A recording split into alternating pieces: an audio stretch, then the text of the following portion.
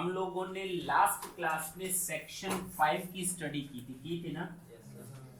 Section 5 में था scope of total income. Total को कम नहीं बोला जा सकता ना, टोटल पूरा करना है। सुनो, तो स्कोप ऑफ टोटल इनकम में हम लोगों ने ये देखा था कि एक सेक्शन हम इसके बाद स्टडी करेंगे, सेक्शन, और उसमें हम लोग स्टडी करेंगे किस चीज की? रेजिडेंशियल स्टेटसशिप की, जिसमें हम लोग ये देखेंगे कि जितने भी एसएससीज होते हैं, जिनको टैक्स देना होता है, वो 3 तरीके के होते हैं, रेजिडेंट एंड ऑर्डिनरी रेजिडेंट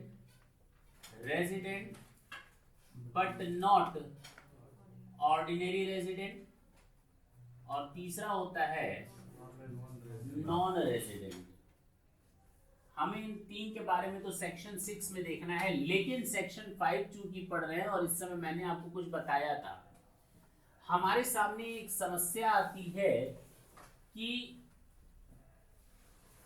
अगर कोई आरओआर किसी इनकम को इंडिया में कमाता है या इंडिया में रिसीव करता है तो उस पर टैक्स लगेगा या नहीं, या आरओआर आउटसाइड इंडिया में कोई इनकम लेता है, कमाता है, तो उस पर टैक्स लगेगा या नहीं। आरएनओआर, इसको हम कहते हैं आरएनओआर, इसको हम कहते हैं, और इसको, तो इसकी इंडिया की किस किस इनकम पर टैक्स लगेगा और इसकी आउटसाइड इंडिया की किस इनकम पर टैक्स लगेगा। हाँ या ना, इसी को कहते हैं scope of total income. Total income जो इसकी है, चाहे इन इंडिया चाहे आउटसाइड इंडिया, उसकी किस किस अमाउंट पर टैक्स लगेगा।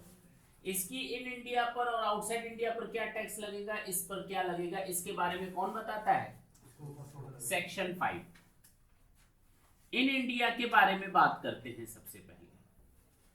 किसके बारे में? इन इंडिया में इनकम को 2 पार्ट में बांटा गया है टैक्सेबिलिटी के पॉइंट ऑफ व्यू से। इनकम एक्रू और अराइज और डीम्ड टू एक्रू और अराइज इन इंडिया।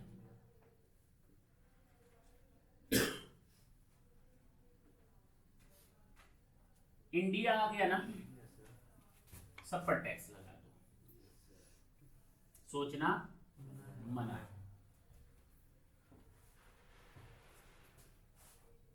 आप इंडियन हो या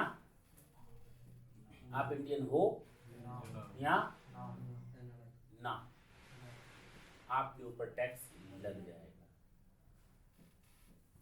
हाँ या ना। दूसरा, इनकम रिसीव्ड और deemed to be received in India. Income accrue outside India हुई, इनकम एक्रू कहां हुई? इनकम अराइज कहां हुई? लेकिन हम उस इनकम को ले कहां रहे हैं, तो टैक्स लगा, चाहे वो इंडियन हो या ना हो। तो ये देखने को मिला, कोई भी इनकम जो इन इंडिया में एक्रू या अराइज हुई हो, सब लोग टैक्स देंगे।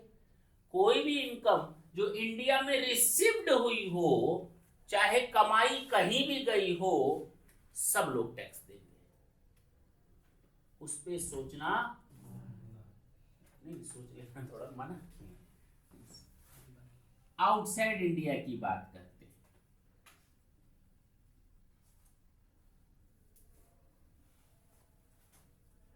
इनकम एक्रू और अराइज कहां पे? अच्छा जी, इनकम कहां पैदा हो रही है? Outside India.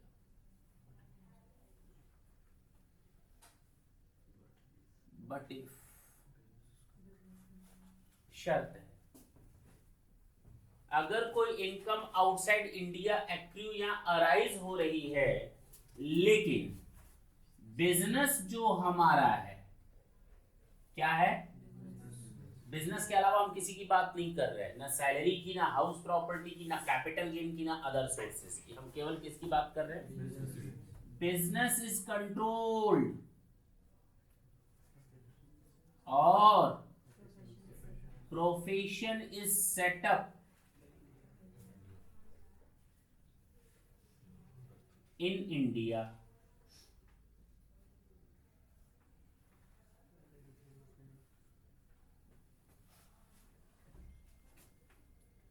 In any other case. इसके अलावा कोई केस बच जाए तो सारे लोग यहां आएंगे। इन दो पर टैक्स नहीं लगेगा, केवल और केवल एक चीज देखने को मिली, वर्ल्ड वाइड इनकम टैक्सेबल होती है आरओआर की। कमाओ कहीं भी, सोचना मना है। कैसी भी इनकम कमा लो, सोचना मना है। आपके ऊपर टैक्स लगेगा, लगेगा, एक ही बात लगेगा। एनआर की बात करते हैं, एनआर नॉन रेसिडेंट, केवल उसकी इन इंडिया की इनकम टैक्सेबल होगी। अमेरिका, कोई बंदा अमेरिका में कुछ भी कमाता है, उससे हमको क्या लेना देना? अमेरिकन अगर अमेरिका से कुछ कमाता है, उससे हमको क्या लेना देना? हाँ या ना? तो उसकी आउटसाइड इंडिया की सारी इनकम माफ कर देते हैं। और आरएनओआर के केस में इंडिया वाला तो सारा टैक्स लगेगा, लेकिन आउटसाइड इंडिया की केवल उसी इनकम पर टैक्स लगेगा जिसका बिजनेस कंट्रोल या प्रोफेशन सेटअप हो in India. That's it. Is it clear? हम लोग थोड़ा सा आगे बढ़ते हैं। ये हम लोगों ने लास्ट क्लास में सीखा था। हटा दें? पक्का?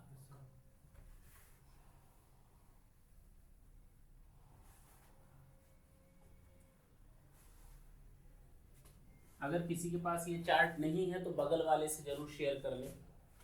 अगर किसी के पास नहीं, तुम्हारे पास है? नहीं है तो बगल वाले से देख लेना। अब मैं जो क्वेश्चन पढ़ रहा हूं उसको उस चार्ट से मैच करते हुए चलेंगे, ठीक है? और अपने आंसर्स को देंगे। क्वेश्चन नंबर 1 है आपका स्कोप ऑफ टोटल इनकम का।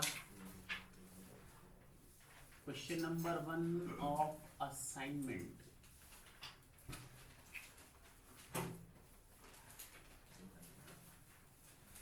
A earns the following income during the year 16-17.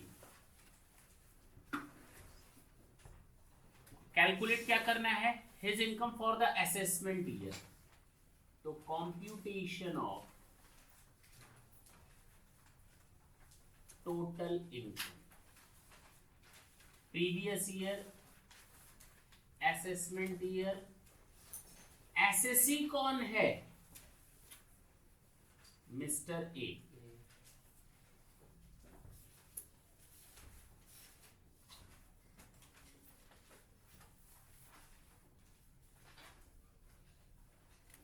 कहता है ये इनकी इनकम है।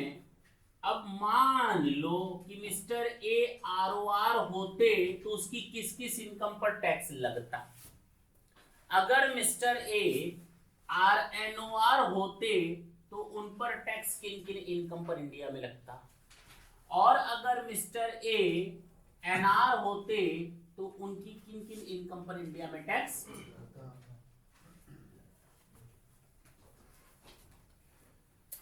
सुनना ढंग से।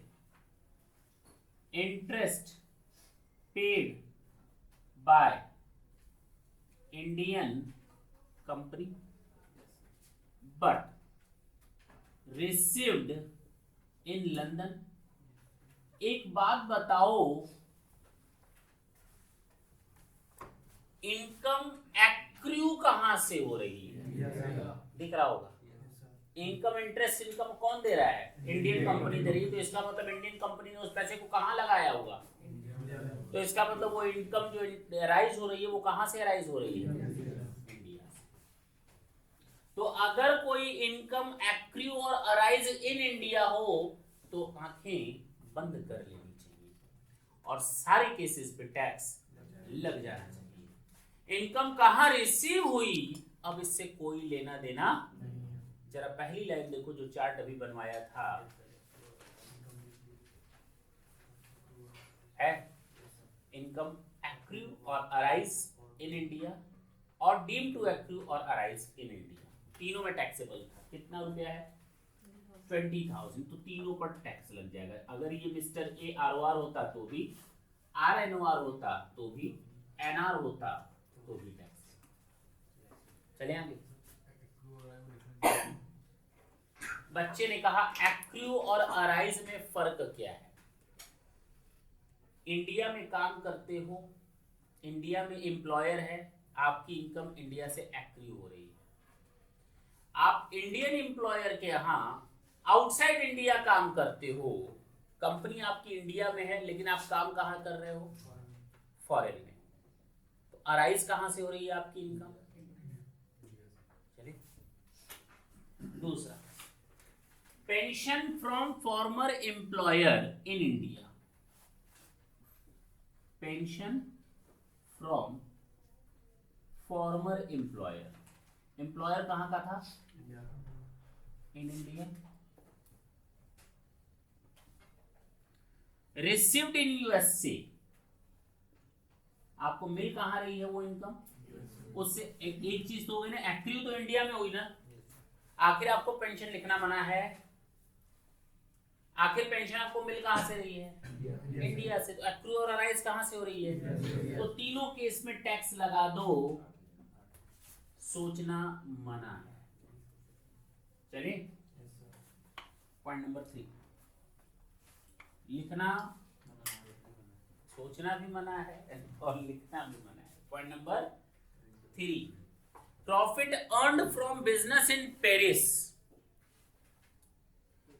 विच इज कंट्रोल्ड इन इंडिया। कुछ याद आया? आउटसाइड इंडिया का पॉइंट नंबर 1 अभी मैंने बताया।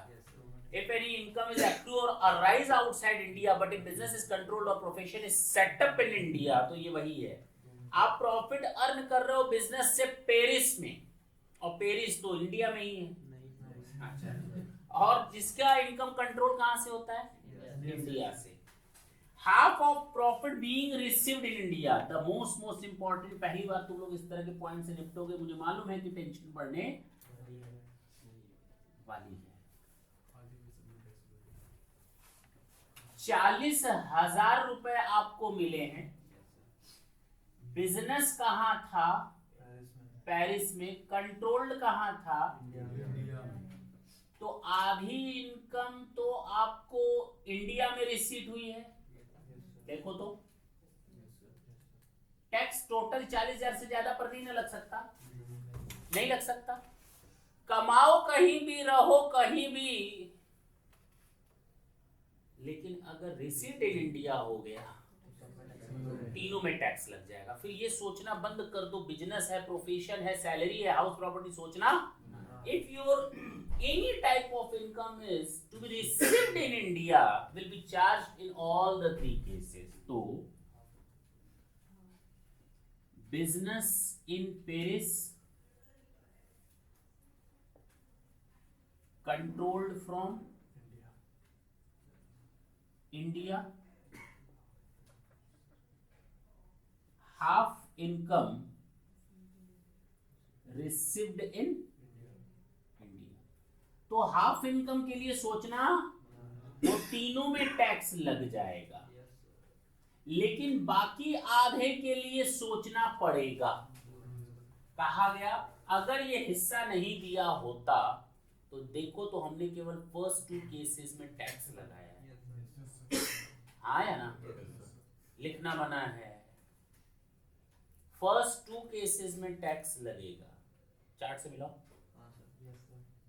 है ना?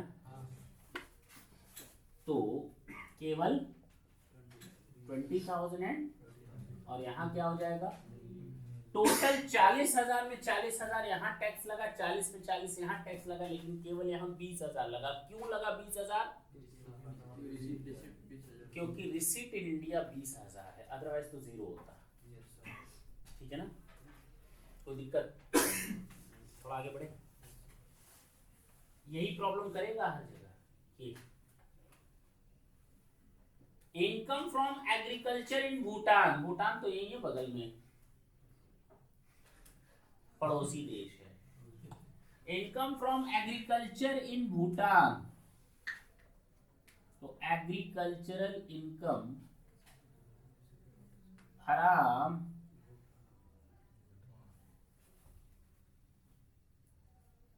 And remitted in India, India में रेमिट किया गया है, रिसीव नहीं किया गया। रेमिट का मतलब भेजना होता है, रिसीव्ड का मतलब प्राप्त करना होता है। मुझे इनकम वहां मिल गई थी, उसको मैंने यहां भेजा,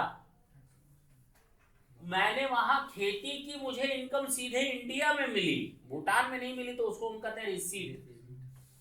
लेकिन अगर मुझे इनकम वहां मिल चुकी है, उसके बाद अगर मैं भेजूं तो उसको हम कहते हैं रेमिटेंस। दोनों में फर्क है। तो रेमिटेंस का कोई रोल प्ले नहीं होता, तो रेमिटेंस को मारो गोली।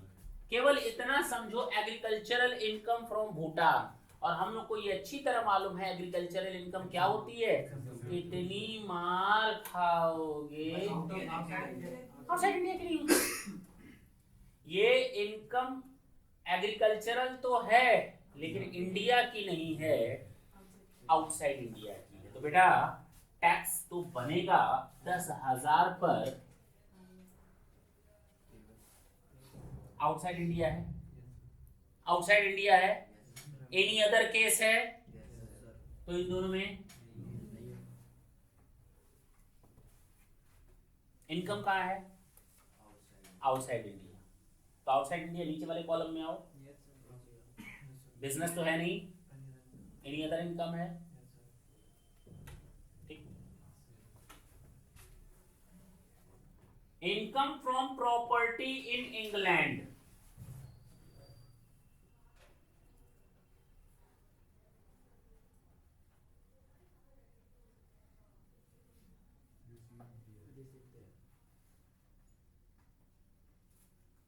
एंड रिसीव्ड देयर, वहां की इनकम वहीं मिली, तो रिसीट तो इंडिया में है नहीं। आउटसाइड इंडिया का केस है, इंग्लैंड की इनकम है और वहीं मिली है। आउटसाइड इंडिया का सेकंड वाला केस, एनी अदर केस, केवल फर्स्ट में टैक्सेबल होगा कितना। अब अमेरिकन कुछ कमाएगा तो तुम टैक्स लेने जाओगे नहीं ना। एक भिखारी था, सेठ के यहाँ गया, दरवाजा खटखटाया, सेठ बाहर निकला, कहता भाई, सेठ को कहता है भाई प्रॉपर्टी में हिस्सा दो। प्रॉपर्टी में हिस्सा दे, तू भिखारी, तू मेरी प्रॉपर्टी में हिस्सा क्यों लेने आया है। कहता है तू किसकी संतान है, भगवान की। कहा मैं किसकी संतान हूँ, कहा तू भी भगवान की संतान है। तो कहा हुए ना हम दोनों लोग भाई भाई, प्रॉपर्टी में हिस्सा दो। बेचारा वो बिल्कुल अंदर से झकझोर दिया इस बात ने उसको, सेठ को। कहा रुको भाई अभी मैं आता हूँ। गया, 10 पैसा लाया, दिया। कह रहा ये क्या दे रहे हो, कह रहा तुम्हें तुम्हारा हिस्सा दे रहा हूँ, तेरे जैसे भी 125 करोड़ और पड़े पूरी दुनिया में अगर बांटूंगा तो तेरे हिस्से में इतना ही आएगा।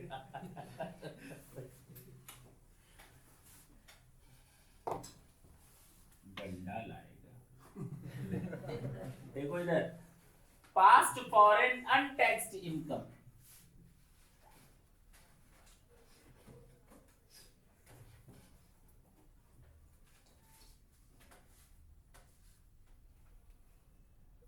brought to India, brought to you by, हाँ, अगर कोई पास्ट अनटैक्स्ड इनकम है तो टैक्सेशन की एक खास बात याद रखना, लिखना मना है। टैक्सेशन की एक खास बात ध्यान रखना कि हर साल का असेसमेंट अलग अलग होता है। अगर हमको प्रीवियस ईयर 15-16 का कोई टैक्स जमा करना है 10,000 जमा करना, यानी माइनस में है, और प्रीवियस ईयर 12-13 का मैंने 20,000 ज्यादा जमा किया था, तो अब ये सोच लो कि इसको इससे एडजस्ट कर लें, ये ले लो ठेंगा। जो जिस साल की इनकम होती है इसको आपका रिफंड मिलेगा और इसको आपको 10,000 देना पड़ेगा। हर साल का असेसमेंट अलग अलग होता है। कुछ केसेस हैं रिफंड को एडजस्ट करना आउटस्टैंडिंग से, वो बात की बात है, वो हम अभी डिस्कस नहीं कर रहे। लेकिन नॉर्मल अगर केस की बात की जाए तो दोनों का असेसमेंट क्या होता है, अलग अलग होता है। तो अब बताओ, past foreign untaxed income brought to India, तो क्या तुम इस साल टैक्स लगा दोगे उस इनकम पर? अगर हर साल का असेसमेंट अलग अलग होता है तो जिस साल की जो इनकम है उसको वहीं ले जाओ। अगर 2012-13 की कोई इनकम आज पकड़ी गई है तो उसको 12-13 के हिसाब से टैक्स लगाओ। हाँ या ना? उसको यहां लाना मना है।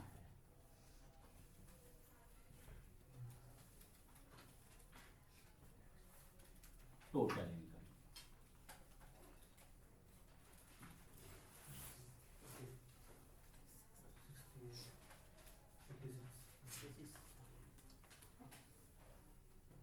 नोट कर ले अब आराम से, कोई दिक्कत नहीं।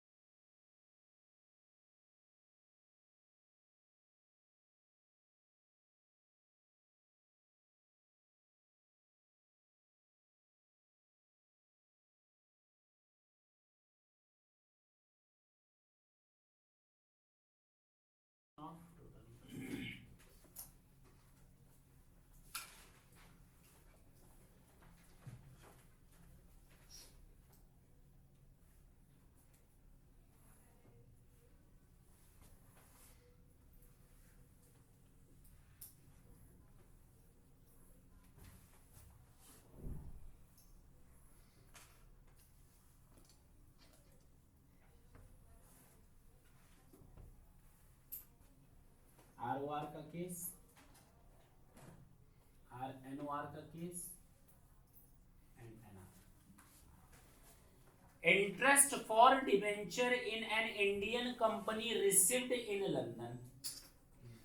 क्वेश्चन क्या बोलता है? क्वेश्चन नंबर 2 बिल्कुल उसी तरह से है जैसा क्वेश्चन नंबर 1 किया। हाँ, इसमें कुछ एडजस्टमेंट ज्यादा दिख रही है, आए ना? तो क्वेश्चन नंबर 2 जरा ढंग से सुनेंगे। Income for interest for debenture in an Indian company received in London.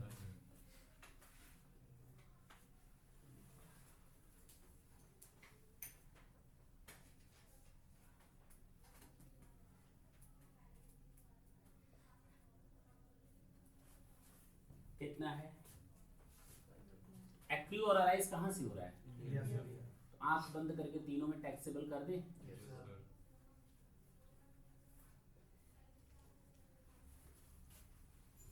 Interest on a company deposit in India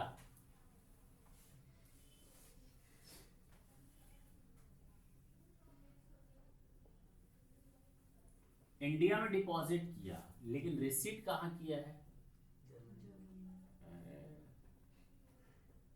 कितना है? सब में लगा देना, क्योंकि एक्री और अराइज कहाँ हो रही है इनकम? इंडिया में। तीसरा, interest on UK development bond,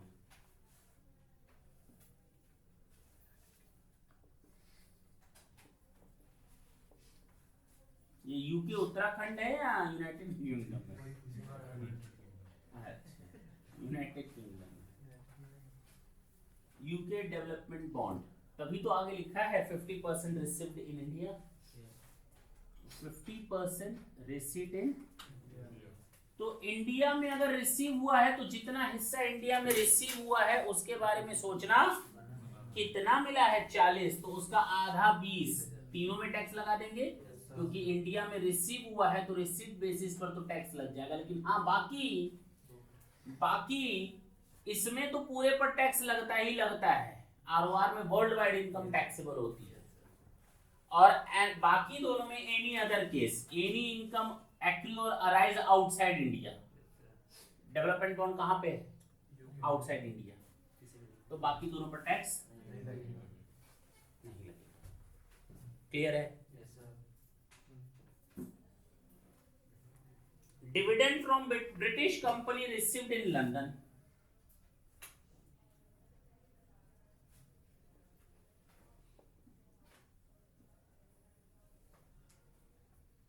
कितना रुपया? तो पहले वाले में सोचना टैक्स लगा दो, बाकी दोनों में आउटसाइड इंडिया, सब आउटसाइड इंडिया भैया, बाकी दोनों में टैक्स नहीं लगा। चलें, profit on sale of plant at Germany,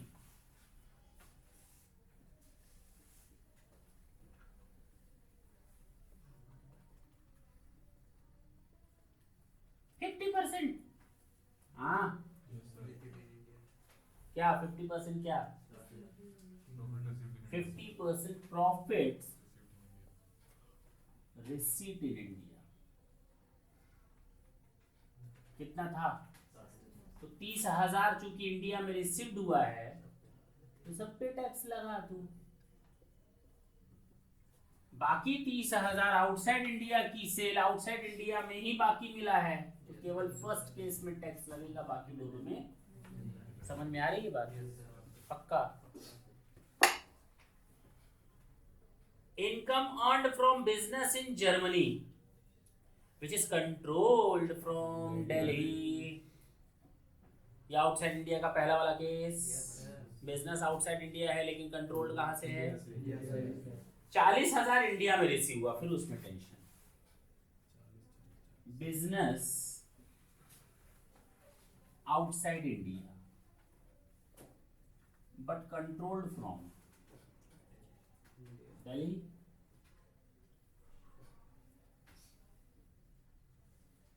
और उसमें भी 50% है कि 40,000 receipt in India.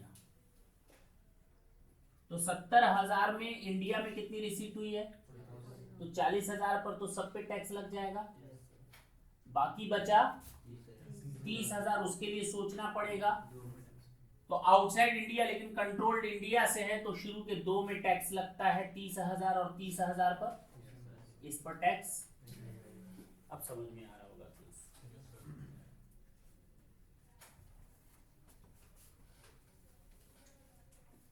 Profit from a business in Delhi but managed from London, business from Delhi, business in Delhi, managed from, कहां से? कितना 45,000, तो सब में लग जाएगा। अच्छा जी,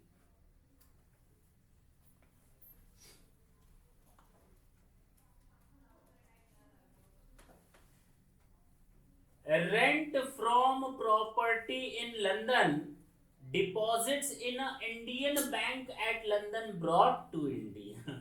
अगर आपने आउटसाइड इंडिया में कोई प्रॉपर्टी पर इनकम कमाई है और वहीं के बैंक में जमा कर दिया तो मान लिया जाएगा वहीं की इनकम वहीं रिसीव हो गई। लेकिन अगर आपने आउटसाइड इंडिया में कोई इनकम कमाई लंदन में और वहीं बैंक अकाउंट इंडियन बैंक में खाता खोल करके जमा किया तो क्या मान लिया जाएगा वो पैसा इंडिया में आया?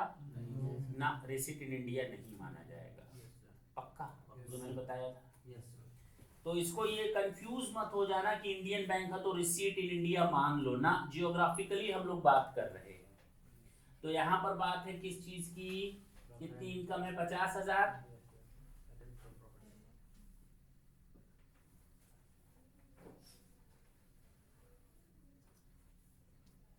तो अगर आउटसाइड इंडिया की इनकम आउटसाइड इंडिया में ही मिलती और बिजनेस का केस ना हो तो केवल पहले के केस में टैक्सेबल होता है कितना?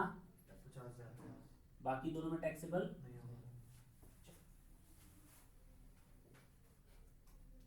Interest received in London, interest कहां मिला है? lent to a resident in India in London but the same money was used in India। याद रखना ये सेक्शन 9 जब तुम लोग करोगे इनकम डीम्ड टू एक्रू और अराइज इन इंडिया, कौन सा सेक्शन 9 तुम लोग पढ़ोगे? Income deemed to accrue. Basically income कहां पे है? उधार लेने वाला बंदा कहां पे है? बाहर का। हम इंडियन हैं, उसने हमसे उधार लिया, उधार लेकर के अब उसने उसको कहीं पैसे को लगाया और उससे कुछ कमाया, हाँ या ना?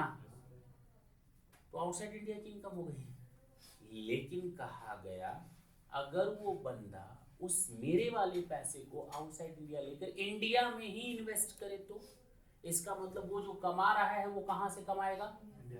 तो मान लिया जाएगा डीम्ड टू एक्रू और अराइज इन इंडिया। अगर कोई विदेशी नॉन रेसिडेंट या कोई भी बंदा हमसे पैसा लेता है आउटसाइड इंडिया में और उस पैसे को वो इंडिया में ही इन्वेस्ट करता है तो मान लिया जाएगा कि जो इनकम जनरेट हुई वो डीम्ड टू एक्रू और अराइज इन इंडिया है। और सही बात भी दिख रही है, हाँ है ना? मैं फिर इस सेंटेंस को पढ़ता हूं। इंटरेस्ट रिसीव्ड इन लंदन, हमें पैसा कहां मिला? लंदन में। मैंने किसको उधार दिया था? Money lent to a resident in India in London. कोई ऐसा बंदा था जो रेजिडेंट इन इंडिया था लेकिन उसको लंदन में मैंने पैसे दिए, but the same money was used in India, और उसने उस पैसे का यूज कहां किया? तो हम मान लेंगे इनकम डीम्ड टू एक्रू और arise in India. Income accrue और अराइज इन इंडिया नहीं, इनकम डीम्ड टू एक्रू और arise in India.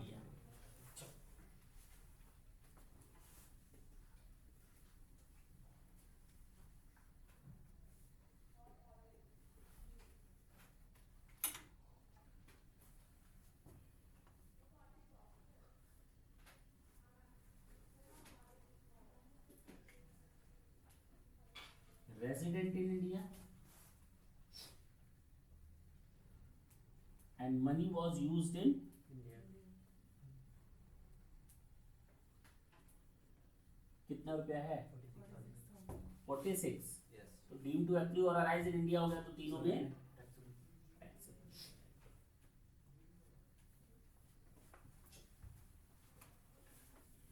Fee for technical services rendered in India but received in London. अच्छा जी, किसी बंदे को ने टेक्निकल सर्विसेज इंडिया में दी है, वो यहाँ का है या नहीं है, लेकिन उसकी इनकम कहाँ से जनरेट हो रही है? इंडिया। तो तीनों में टैक्स लगा। फी for technical services rendered in India,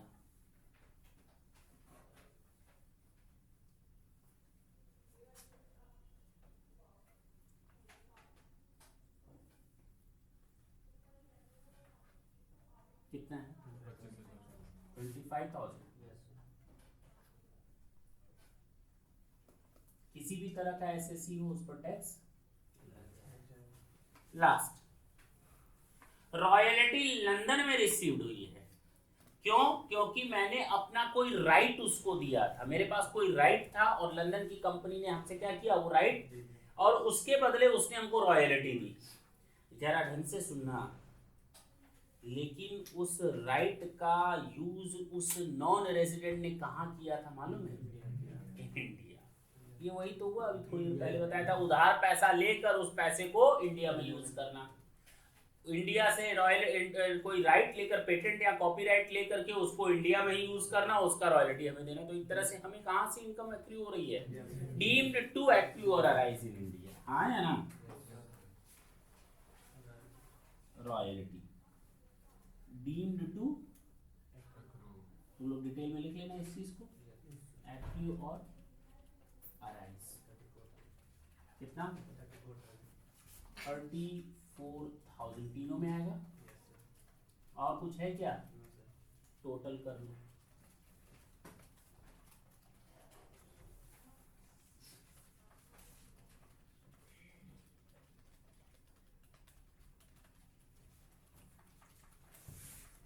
last का 2,33,000। 2,33,000, 30,000। 4,22,000।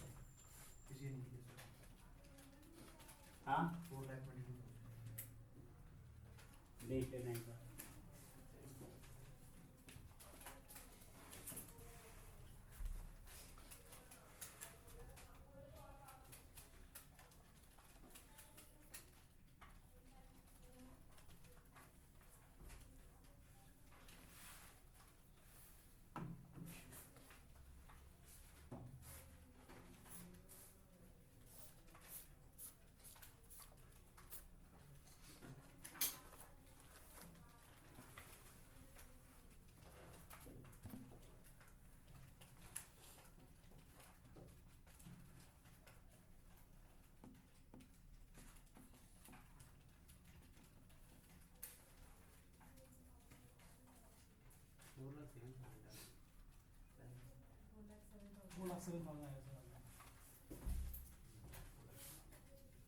हम लोग के कैलकुलेटर कमाल के रहते हैं, जो पहली बार में कभी सही जवाब नहीं देते।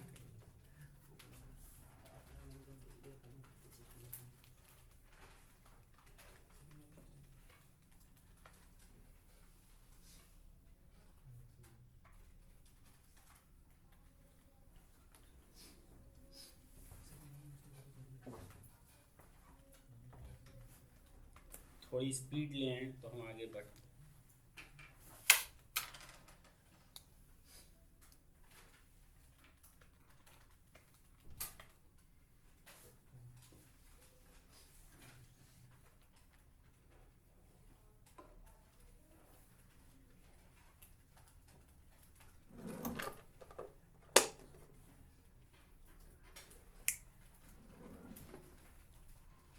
चलिए क्वेश्चन नंबर 4।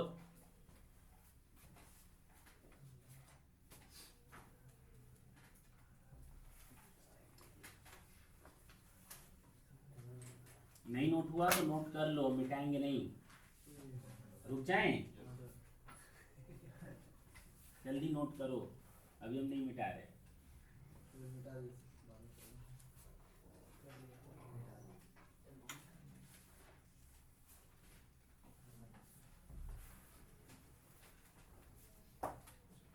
ये नोट करना है अभी,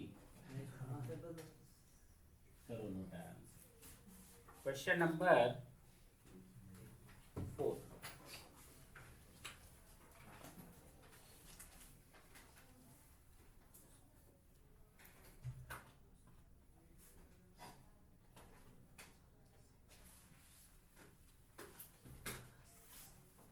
For the previous year ended on, R had the following incomes. Same वही ROR, RNOR और NR का चक्कर। Computation of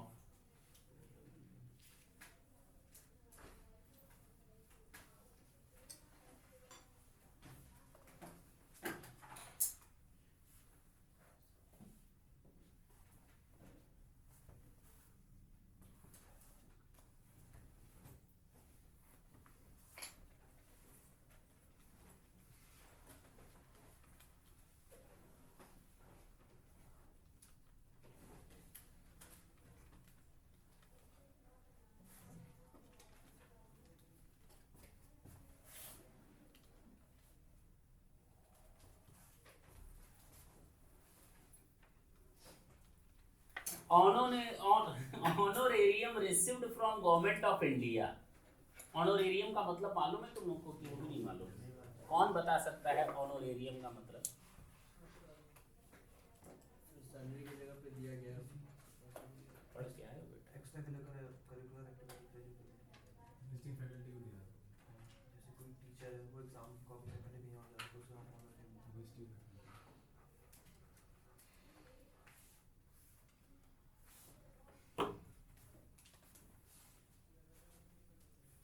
ऑनोरेरियम का मतलब होता है, हिंदी में अगर सुनोगे तो कहा जाता है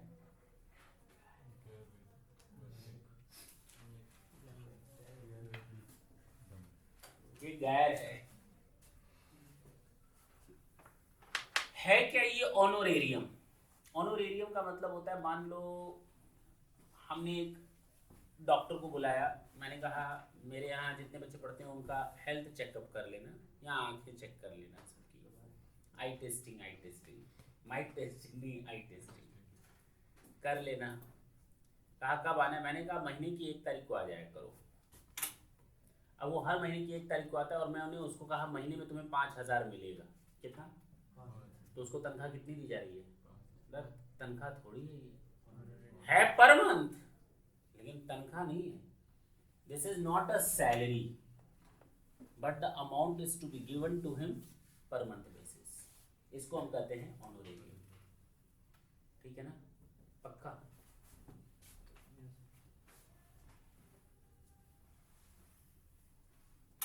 honorarium received from government of India, जिसमें से 15,000 रुपए ट्रैवलिंग पर खर्च हो गए।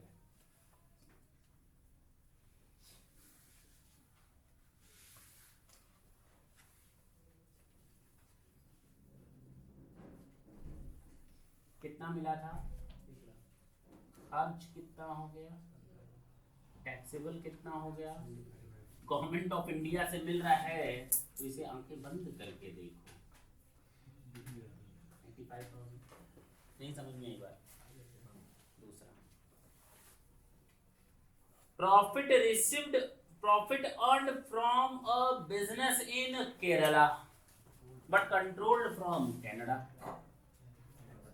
बिजनेस इनकम हराम Kerala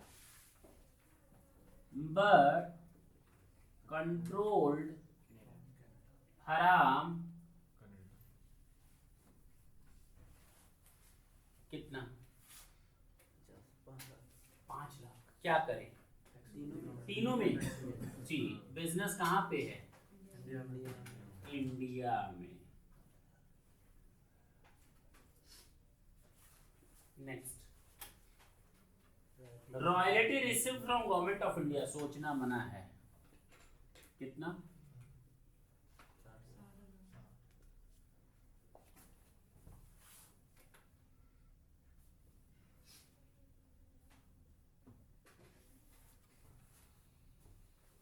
profit earned from business in Bangladesh controlled from Dhaka. Dhaka Hindustan में and credited to his personal account in the bank over there. वहीं ढाका में ही अकाउंट में डाल दिया गया पैसा। तो बांग्लादेश की इनकम बांग्लादेश में ही जमा हो गई, उसका इंडिया से कोई लेना देना फिलहाल नहीं है। इंडिया से लेना देना नहीं है, लेकिन हाँ एसएससी से लेना देना रहेगा। बिजनेस इनकम फ्रॉम बांग्लादेश, बस ना।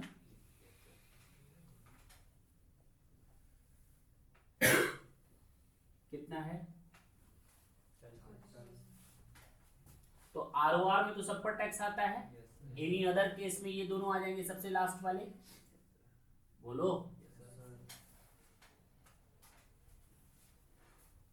Dividend from an Italian company credited to his account in Switzerland. तो dividend from Italian company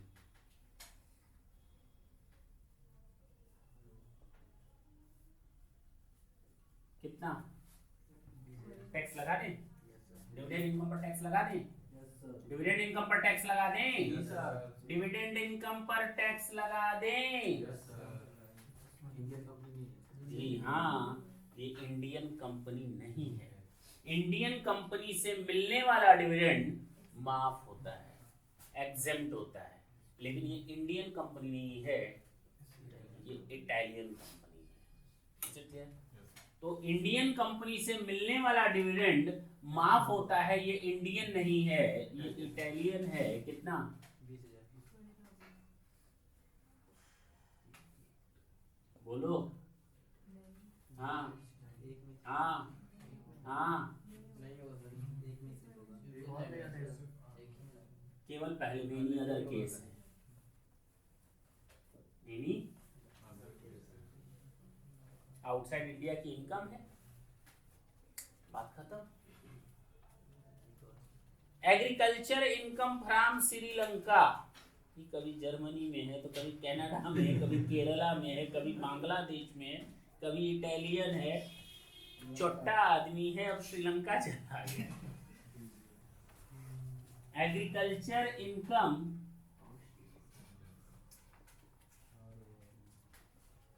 from Sri Lanka.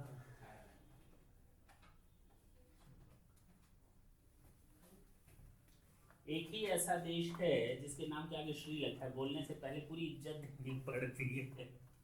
Sri Lanka not remitted to India. क्या करें? एग्रीकल्चर इनकम ये सोचकर माफ मत कर देना ये इंडियन नहीं है, ये जमीन आउटसाइड इंडिया है, तो 6 लाख केवल पहले में टैक्सेबल होगा, एनी अदर केस में नहीं।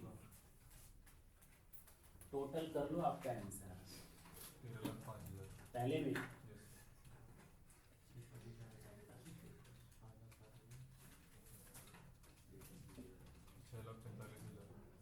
इतनी मार खाओगे। हाँ 6 लाख लगा सेम होगा।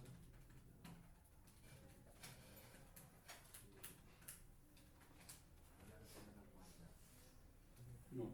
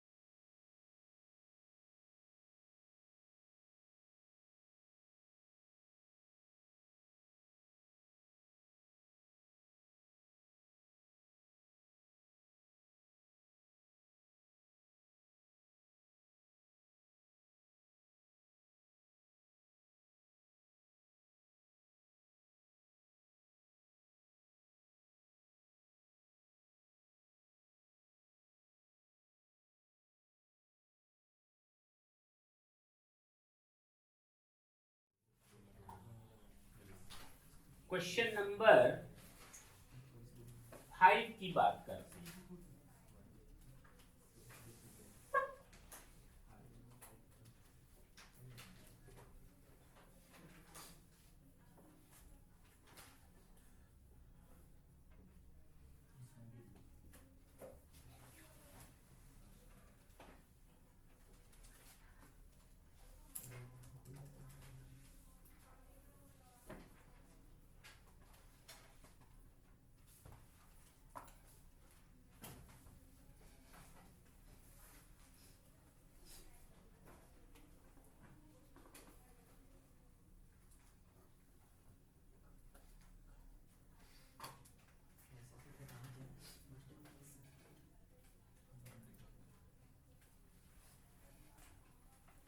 क्या कहता है question number 5? Income from business connection in India. ये सेक्शन 9 ही बोलता है। क्या बोलता है? बिजनेस कनेक्शन के बारे में तुम लोग चूंकि जानते नहीं हो, लेकिन बिजनेस कनेक्शन के बारे में सेक्शन 9 ने बहुत अच्छी तरह से इलेबोरेट किया हुआ है। फिलहाल अभी हम इसको यहाँ पर नहीं बोलते हैं।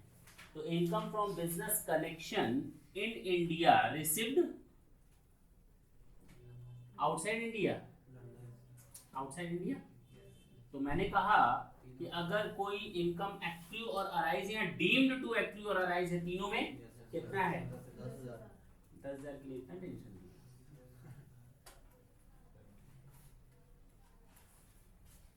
Pension from farmer employer in India, तो बात छोड़ दो ना।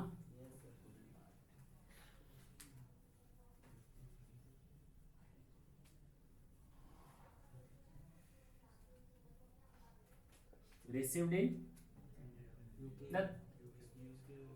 उत्तराखंड, यूनाइटेड किंगडम, कितना? जो तीनों में, क्योंकि एम्प्लॉयर कहाँ का था, तो तीनों में टैक्स एक्टिव और अराइज इंडिया से। Profit earned from a business in Paris, आधी इनकम इंडिया में रिसीव्ड हुआ है। बिजनेस इन, एक पिक्चर आई थी अभी किसी की पेरिस की, Paris Paris, London Paris, New York London Paris, सफर, अली सफर था। अरे ये सब तो बड़ी ज्यादा याद रहता है। हाँ बताओ, business in Paris half half कर इंडिया में कितनी मिली? हाफ रिसीव्ड इन इंडिया, तो 1,20,000 था, तो जितना इंडिया में रिसीव्ड हुआ है उसको तो पूरे पर टैक्स, और बाकी जो 50% है, चूंकि बिजनेस इन पेरिस है, आरओआर के केस में वर्ल्ड वाइड इनकम टैक्सेबल होती है, बाकी दोनों में कहाँ है controlled in India? Which is controlled in India, okay, controlled in, तो दो में टैक्सेबल होगा पक्का। Income from agriculture in Bhutan,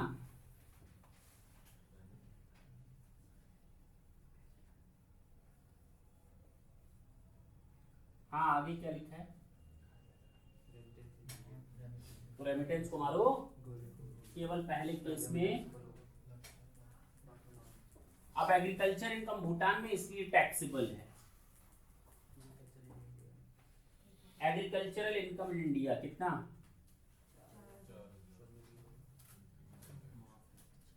ये सब में माफ है, एग्जेम्प्ट होता है। और पास्ट फॉरेन अनटैक्स्ड इनकम,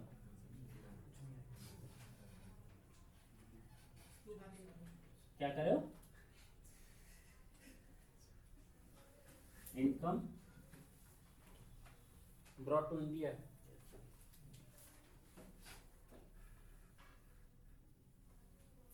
किसी में भी टैक्स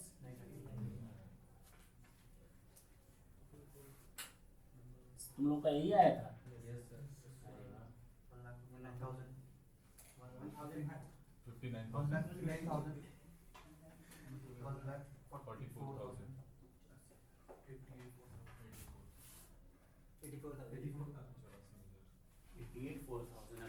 कौन सा नया मैथमेटिक्स आ गया? 84,000। नोट करो तो लास्ट क्वेश्चन करें, अगर हो गया है तो मैं हटा दूं, कुछ था नहीं इसमें।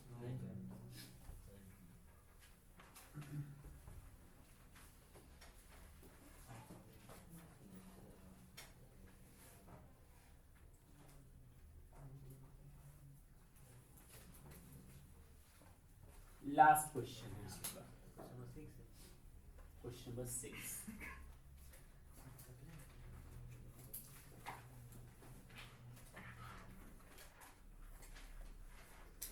चल एक एक करके पढ़ते जाते हैं। तुम लोग अगर ऐसे निशान लगाओगे, सुनो, तीनों तो इसका तो तीनों में टैक्सेबल है, ऐसे लिखना, समझ गए?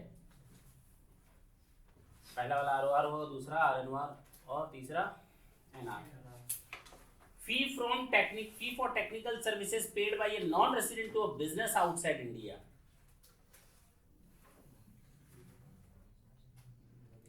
मैं आरओआर हूं, मुझे किसी ने, नॉन रेजिडेंट ने फी फॉर टेक्निकल सर्विसेज दी, तो ROR हूं तो सोचना ही नहीं मना है। मैं RNOR हूं, मुझे किसी नॉन रेजिडेंट ने फी फॉर टेक्निकल सर्विसेज दी, आया ना, नॉन रेजिडेंट ने, और वो भी किस बिजनेस के लिए, आउटसाइड इंडिया के लिए। तो इनकम एक्रू और अराइज कहाँ हो रही है, और रिसीव्ड कहाँ हो रही है, नहीं दिया है तो मान लेंगे वहीं, आया ना। तो बताओ एनी अदर केस में जाएगा कि नहीं जाएगा, जाएगा कि नहीं जाएगा। अगर इंडिया में रिसीट होती इनकम तो तीनों में टैक्स लग जाता, तब तो सोचना मना था। लेकिन यहाँ इनकम आउटसाइड इंडिया मिली और आउटसाइड इंडिया ही रिसीव्ड हुई, वहीं एक्रू हुई और वहीं पर रिसीव हुई, तो पहले वाले में टैक्स लगेगा, बाकी दोनों में टैक्स। आगे देखो, पेंशन, अच्छा, income from profession in India, in India है, तीनों में टैक्स लगा दो, तीनों पर टिक कर दो, टिक टिक टिक, चेक कर देना, सही का निशान लगा देना। Property income Uganda, out of 6,000 was remitted to India, 6,000 भेजा गया, तो भेजने को हम लोग कभी तवज्जो नहीं देते। प्रॉपर्टी इनकम इन युगांडा, केवल और केवल पहले केस में टैक्स लगेगा, बाकी दोनों पर income taxable. Profit earn from agriculture in UP, UP Hindustan में, अच्छा, तीनों में टैक्स लगेगा, एग्रीकल्चर इनकम है उसको माफ कर दो, तीनों में cut cut cut. Agriculture income in Kenya, केवल पहले में टैक्स लगाओ, बाकी दोनों में माफ, माफ नहीं मतलब टैक्स ना लगाओ। Past untaxed profit remitted to India, हटा दो तीनों में से, आपका चैप्टर होता है खलास। कोई, हाँ बोलो।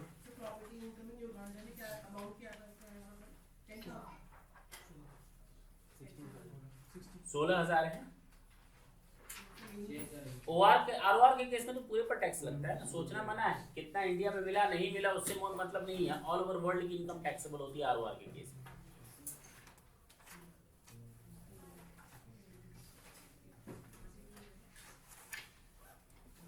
टाटा